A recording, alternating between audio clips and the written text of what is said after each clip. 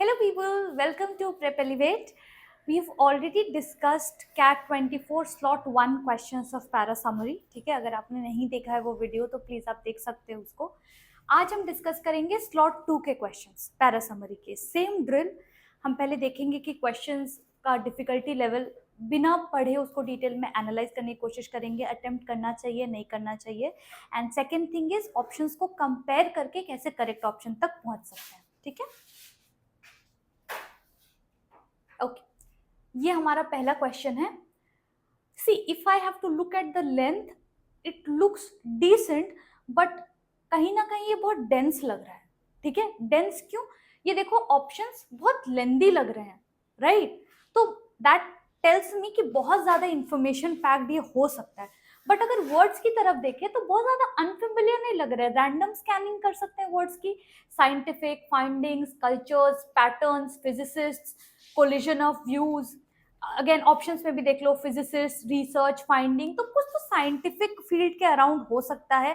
But words बहुत unfamiliar नहीं लग रहे हैं, तो I would rate it as medium. First glance में तो मीडियम ही लग रहा है. अभी पढ़ते हैं. Recent important scientific findings have emerged from crossing the boundaries of scientific fields. अच्छा, तो जब बहुत सारे फील्ड्स का जो मतलब स्कोप है उसके ओवरलैप से बहुत फाइंडिंग्स हमें मिले हैं. They stem from physicists collaborating with biologists, sociologists and others to answer questions about our world. अच्छा, तो ये जितने डिफरेंट लेट्स से स्ट्रीम्स है ना, साइंटिफिक फील्ड्स के जो लोग हैं, जो स्कॉलर्स हैं, उनके कोलैबोरेशन से हमें बहुत इंपॉर्टेंट फाइंडिंग्स मिली हैं. Okay, but physicists and their potential collaborators often find their cultures out of sync. For one, physicists often discard a lot of information while extracting broad patterns. For other scientists, information is not readily disposed. तब एक problem क्या है? जब different realms of science के लोग एक साथ आ रहे हैं एक प्रोजेक्ट पे, ठीक है, तो सारे लोगों का काम करने का तरीका अलग है, right? A biologist functions in a different way, a physicist functions in a different way. तो वो जिस इंफॉर्मेशन पे या वे ऑफ इंफॉर्मेशन पे फोकस करते हैं ना, वो डिफरेंट है. तो लेट्स से फिजिसिस्ट का मेन फोकस होता है ब्रॉड पैटर्न्स देखना, वो हर एक छोटी छोटी इंफॉर्मेशन पे फोकस नहीं करते. बट लेट्स से एक बायोलॉजिस्ट के लिए छोटी से छोटी डिटेल भी बहुत इंपॉर्टेंट है. ठीक है, तो इस तरह से जब डिफरेंट रेल्म्स ऑफ साइंस के लोग एक साथ आते हैं तो डेफिनेटली हमें बहुत वैल्यूएबल इंफॉर्मेशन मिलता है. बट साथ में एक चैलेंज है कि उनका वेज ऑफ वर्किंग डिफरेंट है, that is out of sync. ठीक है. Further, many non-physicists are uncomfortable with mathematical models. Still, the desire to work on something new and different is real, and there are clear benefits from collision of views. अब देखो, mentally summarise करने की कोशिश करें तो दो तीन important pointers मिले. फर्स्ट, कि डिफरेंट रेल्म्स ऑफ साइंस के कोलैबोरेटर्स जो होते हैं उनके कोलैबोरेशन से हमें बहुत बेनिफिट मिलता है. We get to know important information, but their ways of working are very different. Physicists and non-physicists, let's say, दो अगर broad categories है, they function in different ways, they collect, analyze information in different ways. तो valuable information भी है, but साथ में एक उनका व्यूज जो है या let's say veg of working है वो थोड़ा आउट ऑफ सिंक है. तो एक पॉजिटिव एस्पेक्ट भी है, एक नेगेटिव एस्पेक्ट भी है. करेक्ट. अगर आपने वो सीरीज जो पैरा समरी की मैंने क्रिएट की थी ना, अगर वो आपने देखा होगा तो वहां पे ऐसे हमने डिस्कस किया था कि देखो ये पैसेज सिर्फ पॉजिटिव एस्पेक्ट्स को हाईलाइट नहीं कर रहा, एक स्लाइट नेगेटिव एस्पेक्ट को भी हाईलाइट कर रहा है. तो समरी में हमें वैसा टाइप का पैटर्न ढूंढना पड़ेगा. ठीक है, चलो. Physicists have successfully buried their differences on research method. पढ़ते साथ आपको यहाँ पे समझ में आना चाहिए कि ये तो थोड़ा ज्यादा बोल दिया गया है, कहीं पर भी नहीं लिखा था. ठीक है, दिस इज फैक्चुअल एरर. कहीं पे भी पैसेज में नहीं लिखा था that they have buried their differences. Okay, we were just talking about they have differences. Large data sets and mathematical models in physics research combined with research methods of non-physicist collaborators have yielded important scientific findings. Factually, this is correct. What am I missing? I am missing that part that there are differences in opinions. उसका एक slide कहीं पे mention तो होना चाहिए. Otherwise, this is factually correct. तो comparatively देखेंगे अगर कोई option हमें better मिल रहा है तो. The desire to diversify the research and answer important questions has led to several collaborations between physicists and other social scientists. This is just a very broad generalized summary. ठीक है, ये हमारा core idea नहीं था. ठीक है, तो इसको तो आप एलिमिनेट कर सकते हो. Despite differences in their research styles, yes, ये अभी तक मेंशन नहीं था, है ना, ये हमें मिला. Physicists' research collaborations with scholars from other disciplines have yielded important research findings. A very, very beautifully crafted answer choice.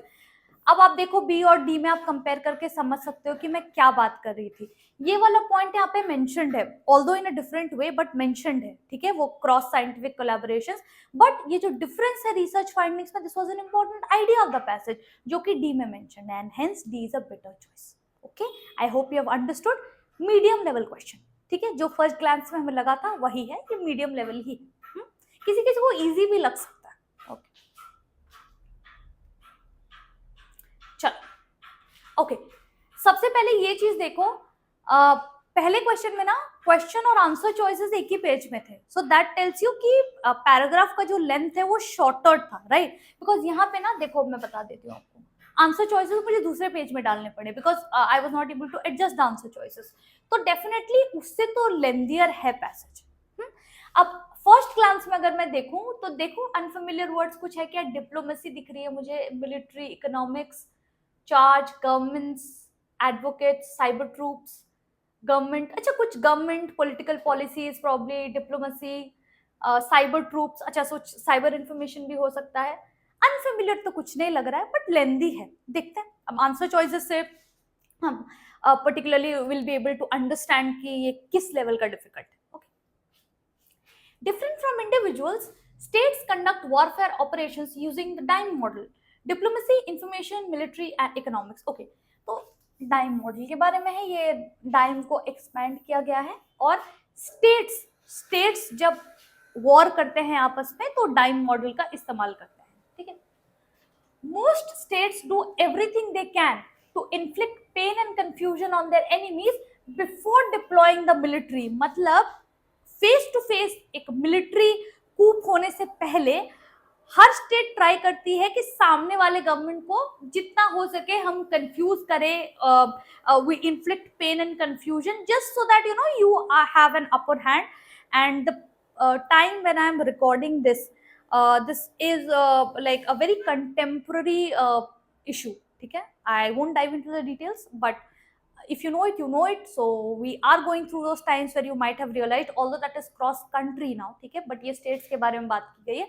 But you will understand what I'm trying to say कि इससे पहले कि face to face हम भिड़ जाए दूसरे की army के साथ, उससे पहले भी there are layers of inflicting pain and confusion on the enemy, so you have an upper hand. ठीक है. In fact, attacks on vectors of information मतलब carriers of information. ठीक है, vectors of information are a well-known tactic of war and usually are the first target when the charge begins. तो सबसे पहले क्या है, एक मिसइंफॉर्मेशन स्प्रेड करने की कोशिश की जाती है. ओके, सो अटेंशन डाइवर्ट करने के लिए, पैनिक क्रिएट करने के लिए, और so that there is unrest. So even before you are facing the enemy directly, there is an attack on carriers of information. So basically एक misinformation spread करने की कोशिश की जाती है. It is a well-known technique.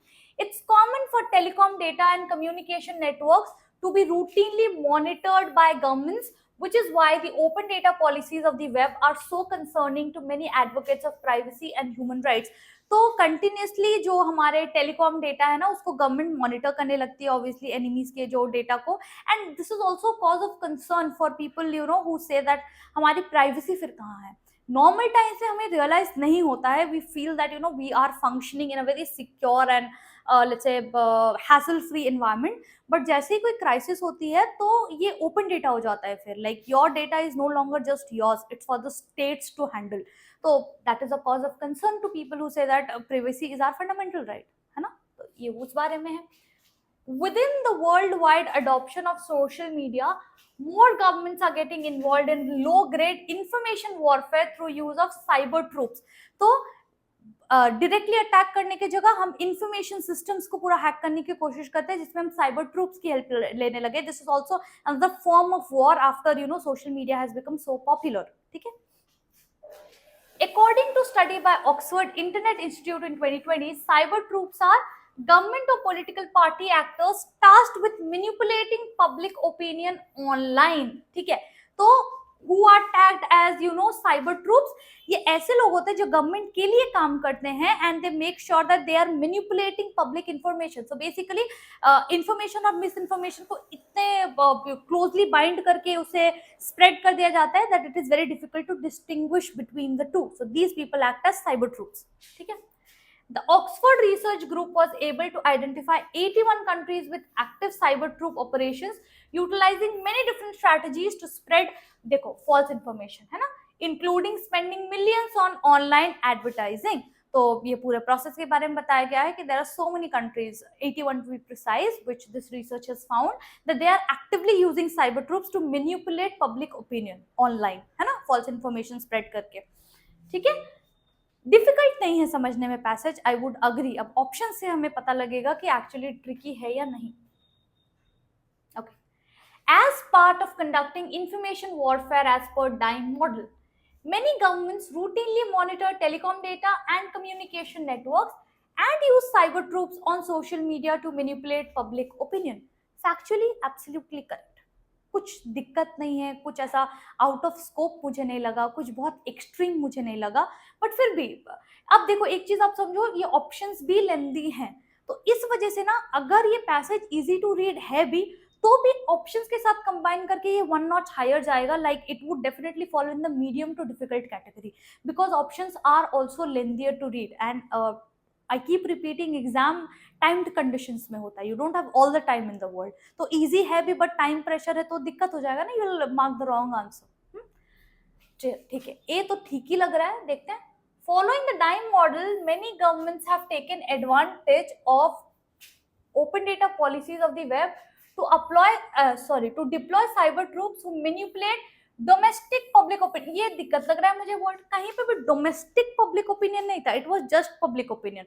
वो domestic भी हो सकता है, नेशनल भी हो सकता है, इंटरनेशनल भी हो सकता है. स्टेट्स के बीच वॉरफेयर है बट सिर्फ डोमेस्टिक पब्लिक ओपिनियन को मैनिपुलेट किया गया है ऐसा कहीं पे कैटेगोरिकली मेंशन नहीं था. तो इस वर्ड की वजह से ना आई कैन रिजेक्ट दिस. ठीक है. Governments primarily use the DIME model, ऐसा नहीं लिखा था कि प्राइमरीली डाइम मॉडल यूज होता है, लिखा था कि डाइम मॉडल यूज होता है. ठीक है, बट प्राइमरीली वही यूज होता है ऐसा नहीं लिखा था. To deploy cyber troops who participate in low grade information warfare seeking to manipulate public opinion with objective of inflicting pain and confusion. बाकी तो फैक्चुअली करेक्ट ही लग रहा है बट ये जो वर्ड है ना, जो एक थोड़ा ज्यादा एक्सट्रीम वर्ड है कि प्राइमरली डाइम मॉडल का यूज होता है, that makes it an incorrect choice. And remember A हमारे पास ऑन होल्ड अभी भी है, that is why I am very confidently rejecting options. Otherwise options are very very closely curated, थोड़ा difficult हो जाता है एग्जाम कंडीशंस में. ठीक है. Using the DIME model together with military operations, यहाँ पे गलत हो गया, टुगेदर विथ मिलिट्री ऑपरेशन नहीं था. रिमेंबर मिलिट्री ऑपरेशन से पहले डाइम मॉडल का इस्तेमाल हो रहा है ना, कि किस तरह से आप इन्फ्लिक्ट करो पेन एंड कंफ्यूजन एनिमी पे बिफोर मिलिट्री ऑपरेशंस बिगिन. तो that is why this is incorrect. Correct है option A. I hope you have understood. Question का लेवल मीडियम टू डिफिकल्ट में बोलूंगी बिकॉज लेंदी है थोड़ा, you have to be very very careful while reading. एक एक word की वजह से ऑप्शंस रिजेक्ट हो रहा है. These actually qualify as medium to difficult level questions. Okay, चलो. अब देखो उसके कंपैरिजन में ये ब्रीदर लग रहा है ना, अब समझ में आ रहा है कि क्या डिफरेंसेस है शेड्स में, इनिशियल ग्लांस में. कि ये देखो ये बहुत ऐसा स्प्रेड आउट लग रहा है, ऑप्शंस छोटे हैं, पैसेज भी इतना सा बस लग रहा है. These are easier passages first glance में obviously. हाँ, length is not the ultimate indicator of difficulty, always remember this. सिर्फ लेंथ के बेसिस पे जज नहीं करते but that is definitely one of the initial indicators, है ना. filtration techniques. ओके, तो रैंडम स्कैनिंग में words John क्लीश, okay, news digital, limitation, critical, checking, okay, freedom, funny. अच्छा, कुछ कॉमेडी के ऊपर हो सकता है. हाँ, कॉमेडियंस, ऐसे वाले पैसेजेस आते हैं. हाँ, क्रिटिक्स ऑफ कॉमेडी की हमारा लाइंस क्या होना चाहिए, ये भी बहुत कंटेम्प्रेरी इशू है. India's got latent the entire controversy that happened. तो ये भी बहुत रीसेंट कंटेम्प्रेरी चीजें हैं. तो कैट में ना कंटेम्प्रेरी पैसेजेस आप बहुत देखोगे, राइट? आप ऐसी चीजों के बारे में देखोगे जो अगर आसपास आपके डिस्कशन का टॉपिक्स हैं, and that is how these are also created. So it's very interesting, and that is why also you are asked to be aware. सिर्फ पढ़ाई नहीं करना, थोड़ा एडिटोरियल्स पढ़ो, थोड़ा जानो दुनिया में क्या चल रहा है. इट बिकम्स इजियर, है ना?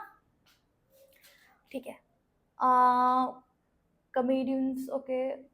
हाँ, कमेडियंस के बारे में ही कुछ है. कमेडियंस देखो, दो बार comedian freedom creativity, around that I think creative freedom of comedians के ऊपर कुछ हो सकता है. देखो, John Cleese told Fox News Digital that comedians do not have freedom to be funny in 2022.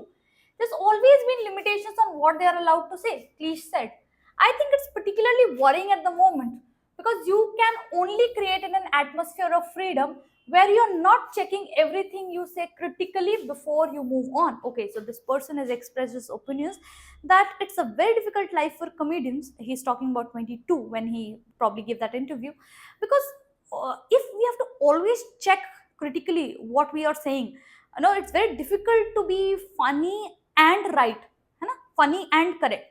So बहुत सारी बार हम कॉमेडी के नाम पे बहुत सारे लाइन शायद क्रॉस कर देते हैं, बट बहुत सारी बार if we don't allow them to cross that line, there are limitations. They are not able to function independently. So remember, creativity has no boundaries defined, है ना? So लोग उसको अपनी तरह से यूज करते हैं. Obviously there's a downside to that as well, but this is what this gentleman feels, कि if you keep a check on comedians कि क्या वो बोल रहे हैं वो सही है नहीं है, and if they have to keep a check on themselves and they have to worry that should I say this, should I not say this, how on earth are they going to be funny, है ना? What you have to be able to do is to build without knowing where you are going, because you've never been there before. Okay, this is a very beautiful line, कि when I am allowed to think as a comedian, there should be no barriers, and I should let my thoughts wander wherever they want to, right? Without knowing where I am going, because I've never been there. मुझे नहीं पता ये कहाँ तक जा सकता है, because मुझे last limit पता ही नहीं है. So I have to let my thoughts wander, and that freedom I should be able to get as a comedian, as an artist. ठीक है? That's what creativity is. You have to be allowed to build. Yeah, creativity has no bounds. You should be allowed to build. And a lot of comedians now are sitting there, and when they think of something, they say something like, can I get away with it? I don't think so. So and so got into trouble and he said that. Oh, she said that. You see what I mean? And that's the death of creativity. ये तो बहुत ही contemporary है, ठीक है? ये आपने अगर like if been following social media, even if you are not a person is very like active with what is going on in the world, but ये controversy तो आपने definitely miss नहीं करी होगी, ठीक है? तो if before you create a piece of art, or let's say a stand up piece or whatever, अगर आपको ये सोचना पड़े कि क्या मैं ये बोलूं, that person said this and they got into trouble, that person said this and got into trouble, so ultimately आप क्या कर रहे हो? You're restricting your creativity, हाँ? And that is what he says, that is the death of creativity. Creativity has no barriers. You should be allowed to go wherever you want. You should let your mind wander freely, हाँ? तो ये freedom this person, Mr. John, feels that comedians no longer have. They continuously worry about what is going to land right or wrong. ठीक है? Option 6. Comedians are being prevented from saying what they want. Comedians are not being prevented by external forces. They worry because they have seen things happening, but being prevented gives us a feeling that there is some external force which is creating barriers. No, it is his own worry, or let's say the entire comedian groups, their own worries, because they've seen things happening, but कोई external force prevent नहीं कर रहा है. So that's a just misleading way of constructing a sentence, है ना? Comedians must not check what they think and say. They must go where no one has gone before. हाँ, ये लिखा था, that is his personal opinion, that they should not worry so much that they're continuously checking themselves. So factually this is what he wanted to say, but एक aspect यहाँ पे missing है, वो creativity वाला, है ना? There's no talk about creativity. तो अगर मुझे एक ऐसा option मिल जाए जहाँ पे creativity, because see creativity का mention है, we can't completely skip that, है ना? creativity यहाँ पे लिखा हुआ है, तो हमें देखना पड़ेगा कि क्या ऐसा आंसर चॉइस है जहाँ पे creativity भी mentioned है. देखते हैं. Freedom and creativity are essential for comedy. Fear about offending people hinders originality. Yes, यही की आइडिया था ना, कि कॉमेडी करने के लिए हमें फ्रीडम मिलनी चाहिए, क्रिएटिव फ्रीडम मिलनी चाहिए. जहां पे बैरियर्स लग गए हमारे फ्रीडम पे, क्रिएटिविटी पे, तो ओरिजिनलिटी फिर खत्म हो जाती है, right? We lose that freedom to be original, to be creative. तो this looks like a better choice compare to B, है ना. यहाँ पे क्रिएटिविटी का भी मेंशन है and freedom, freedom to be creative for comedians, इसका भी मेंशन है. ठीक है. Creativity and critical thinking can not work together. ऐसा नहीं लिखा गया है कि क्रिएटिविटी और क्रिटिकल थिंकिंग एक साथ काम नहीं कर सकते. You can be a great critical thinker and still be creative with your art. So this is just a wrong way of putting this idea, है ना. तो यहीं पे ये गलत हो गया. करेक्ट क्या था? Option C. Fairly easy. अगर मैं बात करूं तो ये फेयरली इजी. अब मैं आपको सीक्वेंस बताती हूँ. If I had to attempt the questions then I would start with the last question. ये मेरा फर्स्ट क्वेश्चन होगा क्योंकि ये मुझे ना लाइक ब्रीदेबल लग रहा है. ऑप्शंस भी छोटे छोटे हैं, so this looks breathable to me. I would start with this. Second question ये होगा मेरे लिए साइंटिफिक फाइंडिंग्स वाला, बिकॉज यहाँ पे कम से कम पैराग्राफ तो छोटा है एंड ऑप्शंस तो मुझे लग रहा है ये और डाइंग मॉडल में सिमिलर लेंथ के हैं. So this I would attempt second and this would be my third question, है ना. बिकॉज ये थोड़ा ज्यादा बड़ा है. टाइम टाइम का एक फैक्टर है. So this would be the third question that I attempt. Now this is very subjective. अगर आपको ऐसा लग रहा है you are better with this kind of passages where there is policies involve, और यू आर बेटर विद दो scientific collaboration kind of passages, आप वहां से स्टार्ट कर सकते हैं. I am just giving a perspective. ठीक है, a blueprint, right. So thank you so much for tuning in. I hope you have understood, and if there's anything that you want me to discuss in depth or any suggestions that you have for me, feel free to drop it in the comment box and I'll go through it. Thank you so much and I'll see you in the next one.